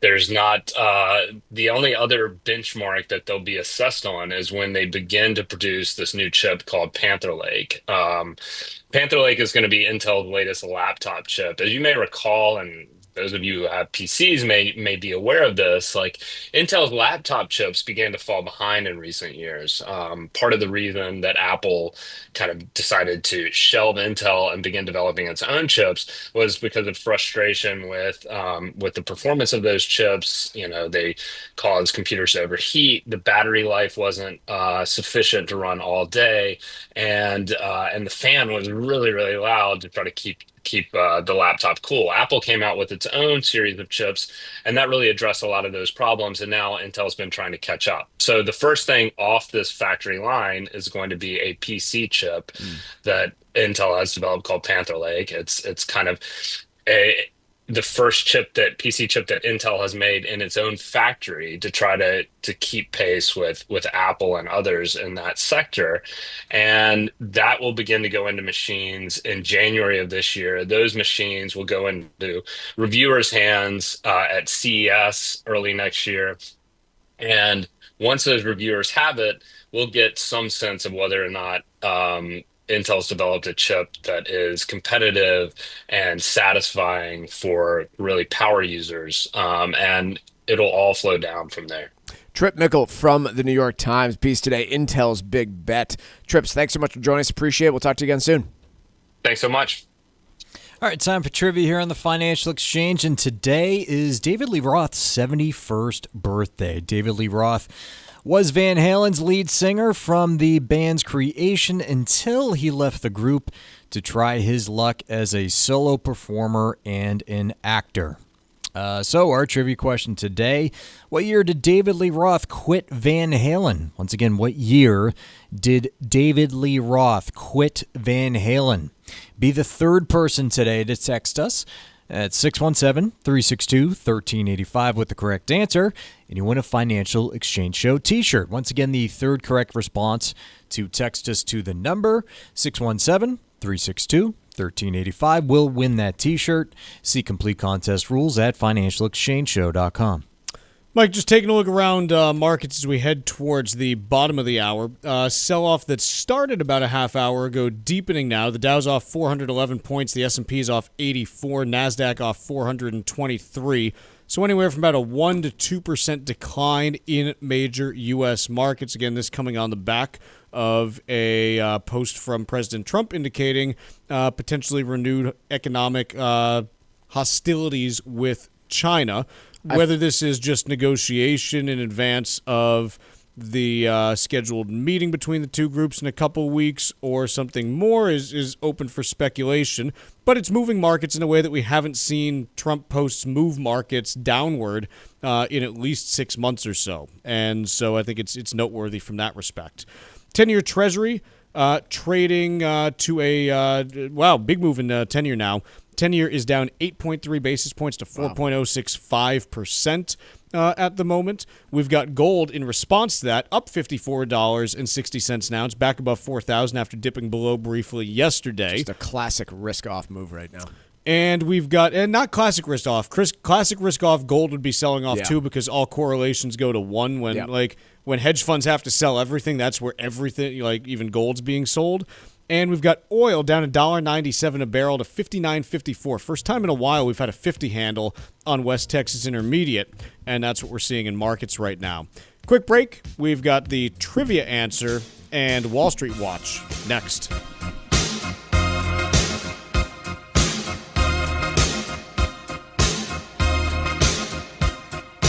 Bringing the latest financial news straight to your radio every day. It's the Financial Exchange on the Financial Exchange Radio Network.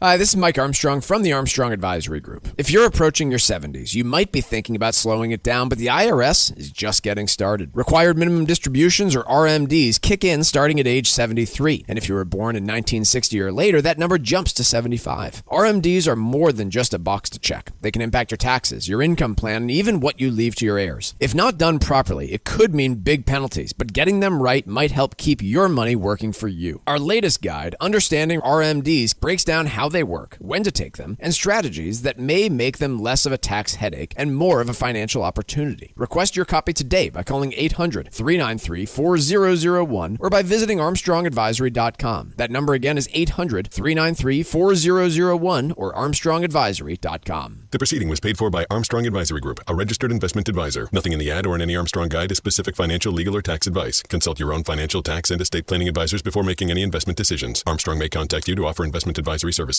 The U.S. Virgin Islands aren't just stunning, they're thriving and continue to be one of the hottest spots for vacationers in the Caribbean.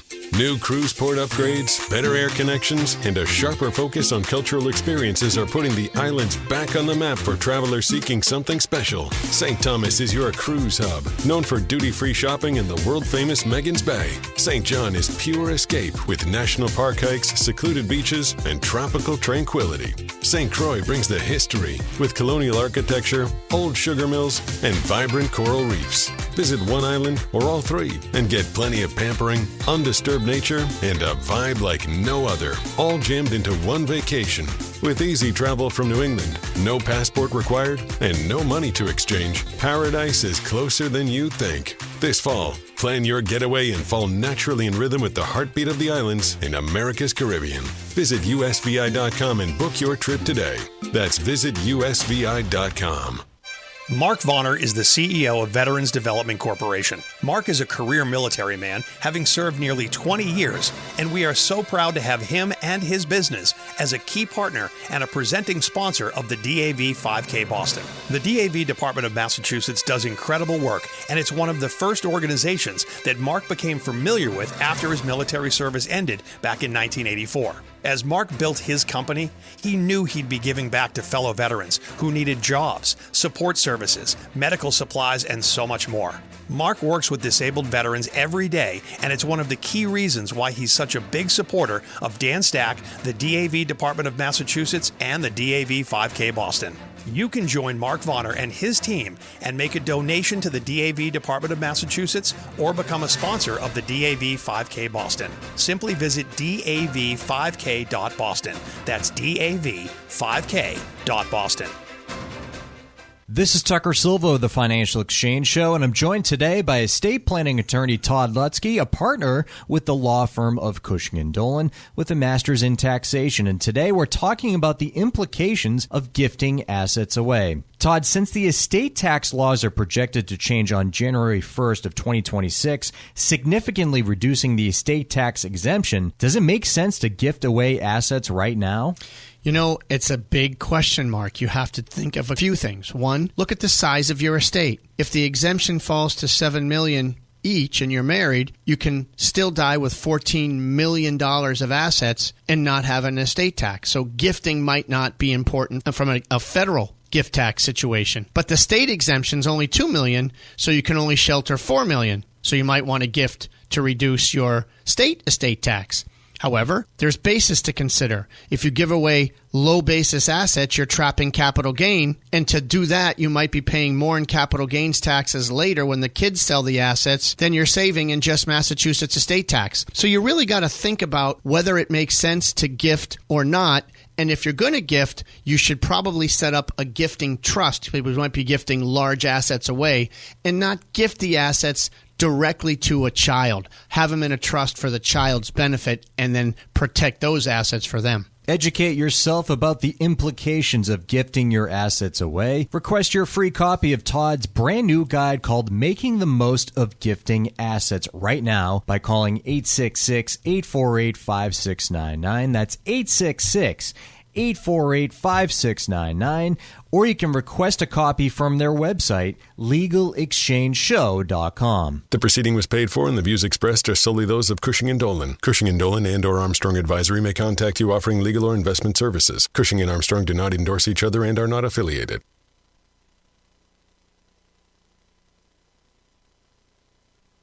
Time now for Wall Street Watch. A complete look at what's moving markets so far today, right here on the Financial Exchange Radio Network.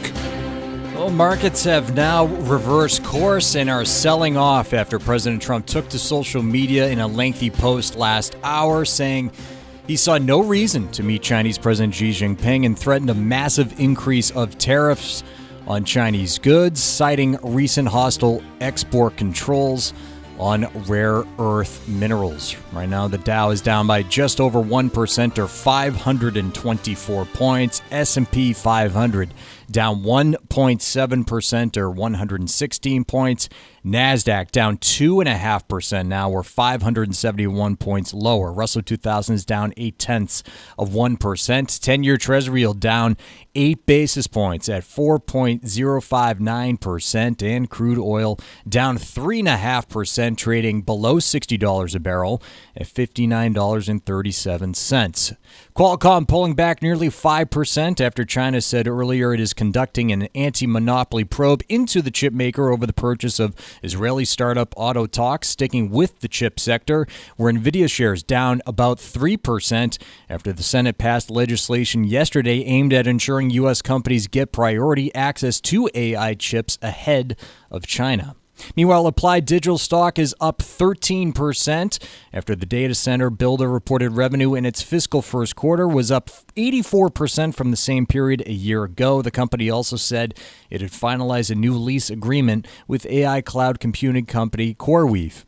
Levi down 12% after it posted weaker than expected earning guidance for the current quarter, and Jeep maker Stellantis saw its shipments climb about 13% in the third quarter, driven by a strong rebound in North America. However, that stock now down by over 6%. So we're seeing a broad-based sell-off across the board at the moment for markets. I'm Tucker Silva, and that is Wall Street Watch. And our trivia question we asked in the prior segment was, what year did David Lee Roth quit Van Halen? That would be 1985. Paul from Fitchburg, Mass. is our winner today, taking home a Financial Exchange Show t-shirt. Congrats to Paul. We play trivia every day here on the Financial Exchange. See complete contest rules at financialexchangeshow.com. Piece in the Financial Times, insurers prepare for wave of First Brands claims. Remember, First Brands is the auto parts manufacturer that went belly up with their creditors thinking they had about, $6 billion in debt outstanding, and it turns out it's somewhere in double digits. I do have to also just read something from Matt Levine. Do either of you read his stuff on a regular basis? I don't have to, because I know you do and bring it up frequently. So Matt Levine, in my opinion, is the best writer in finance these days, and his Bloomberg page, it was giving me an error for a second. So he wrote this yesterday, 2:27 p.m. It's titled, First Brands is Missing Some Money. Matt's just really he has my sense of humor. It's kind of dry and but he understands this stuff better than I do, and so he just writes it really, really well. But this is the big thing that has come to light here. So we covered this on our show yesterday. There's potentially $2.3 billion in assets that's just missing from First Brands. And this is what he writes. He goes, the latter allegation came in a demand for an investigation from Raystone, a trade finance platform. The request for an appointment of an independent examiner follows an October 2nd email exchange in which a bankruptcy lawyer for First Brands told Raystone that advisors don't know if the auto parts supplier has received an estimated $1.9 billion. Quote, first, do we know whether FBG actually received $1.9 billion no matter what happened to it? Raystone lawyer Emmanuel Grillo asked in an October 2nd email. Second, would you tell us how much of is in the segregated accounts in respect of the factored receivables today? So, like, how much of that money's actually there? The First Brands restructuring lawyer Sunny Singh said in response, number one, we don't know. Number two, zero. So, like, they don't know how much money actually came in, and there's nothing sitting in the account that's referenced there. Somebody's going to jail. Like this, it's going to be some low-level accountant, but he's going to jail. This is no longer a story about a company that just borrowed too much and got out over its skis. Yeah, there is very likely criminal activity going on here in some form of the accounting. It may be, embezzlement. It may be just, bad report. Either way, after, Enron and everything, CFOs are, supposed to be held personally liable for this kind of stuff. And they're like, this is the kind of thing where here's the deal. If you don't have accurate financial reporting, whether a public or private company, then you don't have an economy because you can't trust anyone to make deals with. So, important question in my view. When this first came out, my point was this has the possibility of sending reverberations through the private credit industry. We saw some of that with lenders being down this year. Generally, the private credit and private equity companies that play in this space have struggled with their stock prices.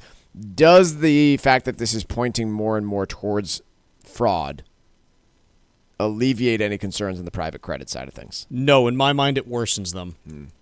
Because effectively, the reason why private credit is attractive is the underwriting's easier. Like, you've taken all this stuff away from banks who, if you've ever tried to get a loan for a bank as a business, it's just relentless. It's just okay, one thing after another. Oh, keep giving me this.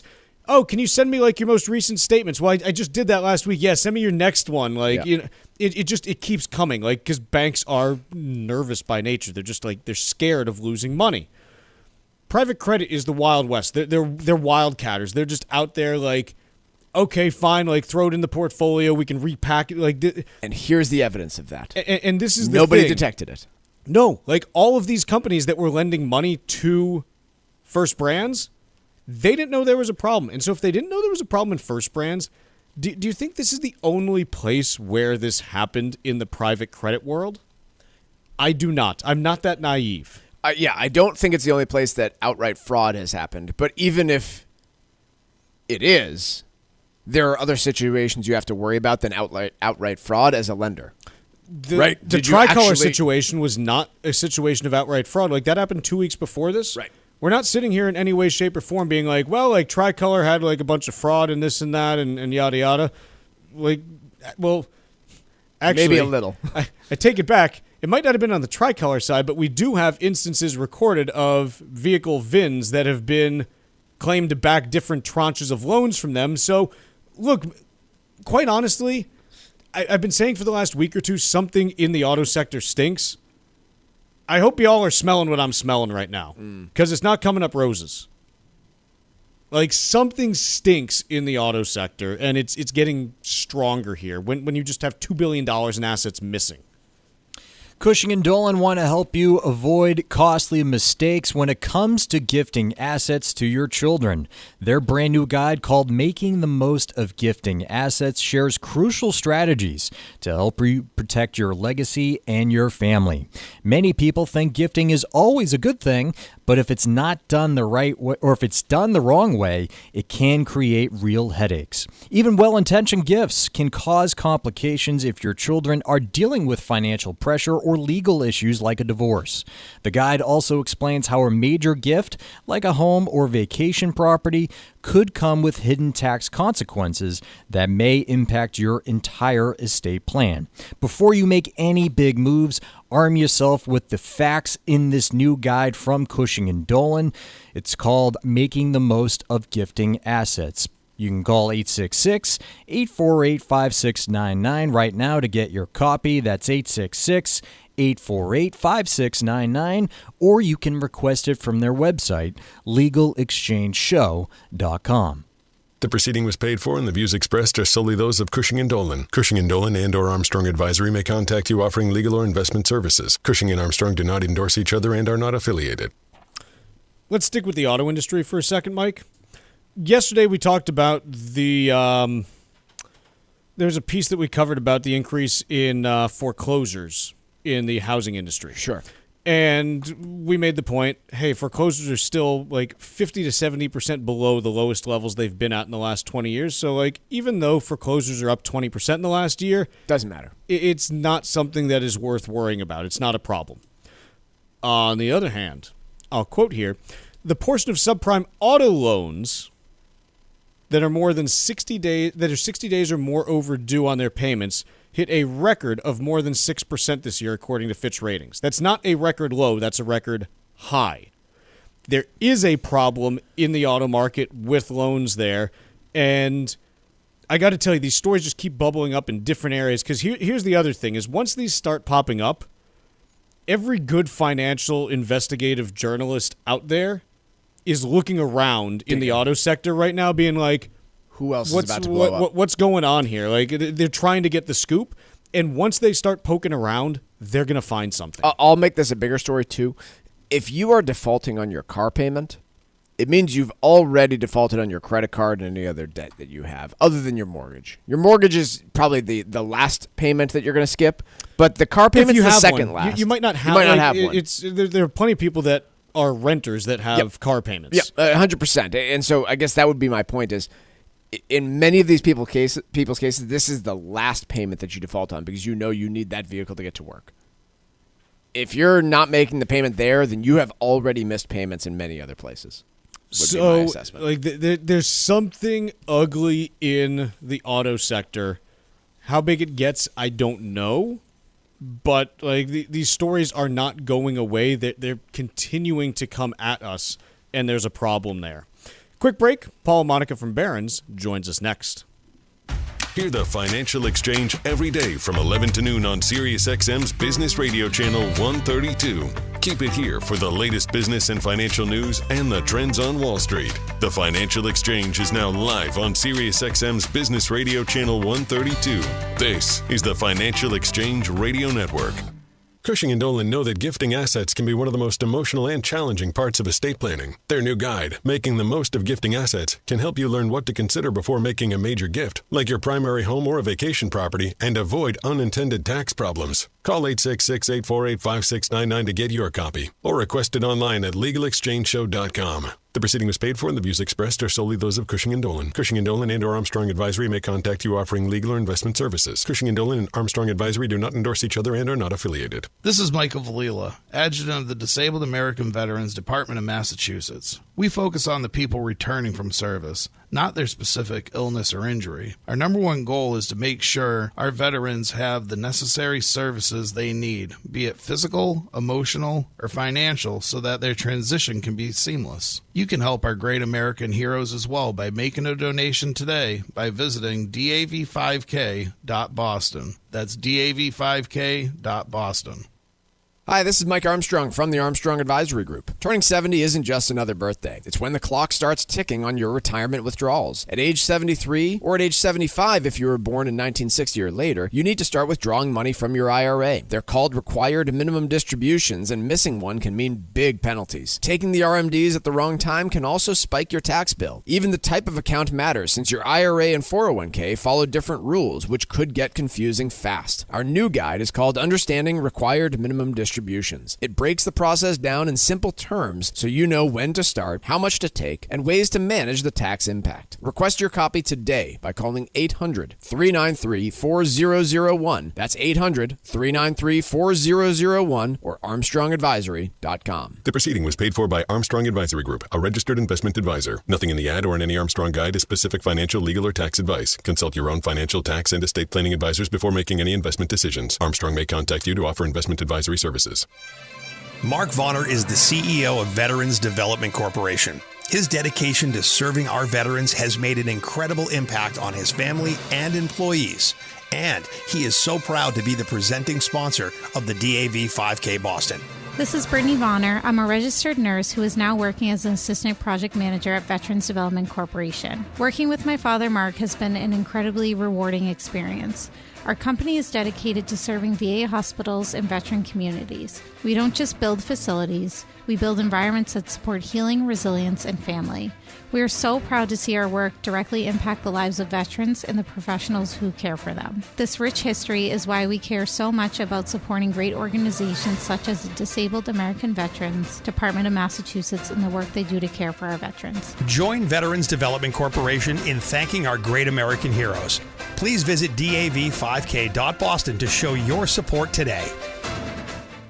Hey, listen, are you a 50-year-old person looking for term life insurance? Then you need to talk to Bob. Bob specializes in helping people find $1 million or more of term life insurance for a couple of $100 a month. Look, you need to know there's a price war in the term life insurance business, and you may be paying too much. Call Bob, and he'll shop and see how much money he can save you. Look, this could be the last term life insurance policy you ever have. Your rates are guaranteed for the next 20 years. That's right, guaranteed level rates for the next 20 years. And if you're a smoker or your health is not perfect, Bob has great rates for you too. So for $1 million of term life insurance coverage for a couple of $100 a month, call Bob right now. 800-965-7987. 800-965-7987.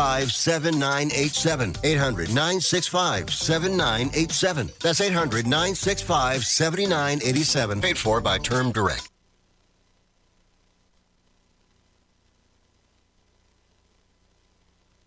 The Financial Exchange streams live on YouTube. Like our page and stay up to date on breaking business news all morning long. This is the Financial Exchange Radio Network. Ladies and gentlemen, the weekend.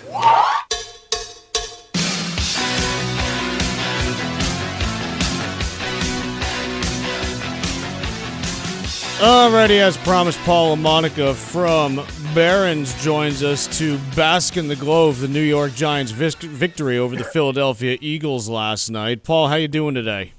I'm good, thanks. Yeah, it lessens the sting of the Yankees getting knocked out by the Blue Jays. So yes, we're all Cam Scatterbo fans right now. How can you not be a Cam Scatterbo fan? I mean, my goodness, it's it's very exciting. Let's talk a little bit about Gemini, the crypto brokerage firm. Went through an IPO earlier this year. It's had a roller coaster ride, I think is probably the right way to put it, which I guess is not out of character for a crypto firm. What's good about them? What's bad about them? What's Wall Street think about them? Yeah, great questions. The stock popped on the first day of trading, but quickly faded even on its debut day, and now it's below its IPO price. This is the company that is run by Cameron and Tyler Winklevoss of Facebook, the social network fame, the twins, I